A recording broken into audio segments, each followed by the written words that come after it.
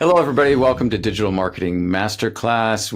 Alex and I are here today with Mason Brady of Brady CFO, and we are talking about what are the top financial considerations when businesses are preparing for scalable growth in an organization.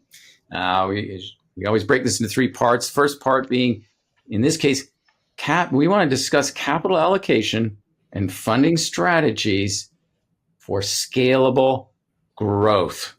Let's discuss, guys. All right. Mason, kick us off, buddy. Yeah.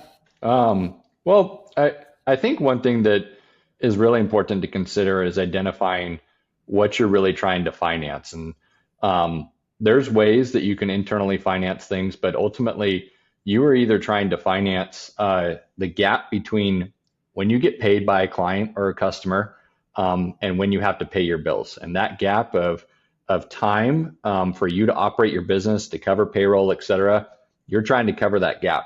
Either that, or you could be needing pieces of equipment that you need to finance. And so your capital allocation, the decisions related to that, you really are trying to make decisions around either financing that gap or getting the pieces of equipment that you need to provide your services.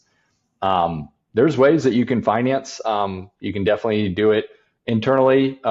You can do it with outside equity. You can do it with debt. Each one has their pros and cons to it, different considerations. But internally, if you try to finance internally, the biggest thing that you're going to run into is unless your customers are paying you upfront, you are going to have a cap on your growth rate. And I would say general rule of thumb is about 20% growth year over year. That is going to be your cap in which you can internally finance yourself. That's a little bit different if you can actually get your customers to pay you for your services before you ever have an expense related to it. Whole different ballgame. But generally, if you are looking to grow very fast, very quickly, you are going to need outside funds to do it. Okay, so I got a question about other things. We have two clients just in the last month, Mason, who they were waiting for funding to invest in marketing and sales. So that wasn't equipment, right? So they needed our services, but not till they had investor funds to kind of take them to the next level. So they're investing in CRM, they're investing in managed services for marketing and sales, business development reps, all that kind of stuff. Yep. How important is that as a capital expenditure to kind of hit those growth goals?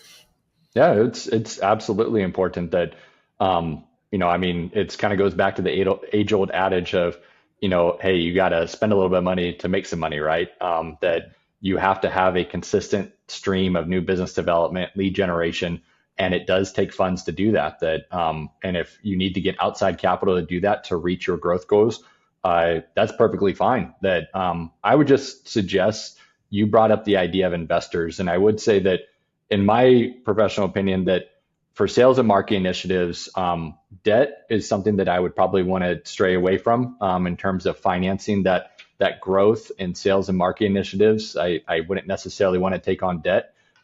Instead, I would be more open to equity investment, simply because sales and marketing initiatives that, while you guys are experts in several of these areas, that there is, I prefer to use debt to actually buy an asset, to finance an asset. And while sales and marketing is something important you do, that it's hard to collateralize, it's hard to put an asset figure around that. And so bringing in outside capital and investors to fund sales and marketing growth to help you get, and really scale and grow quickly, by all means, it's a valid way to spend dollars.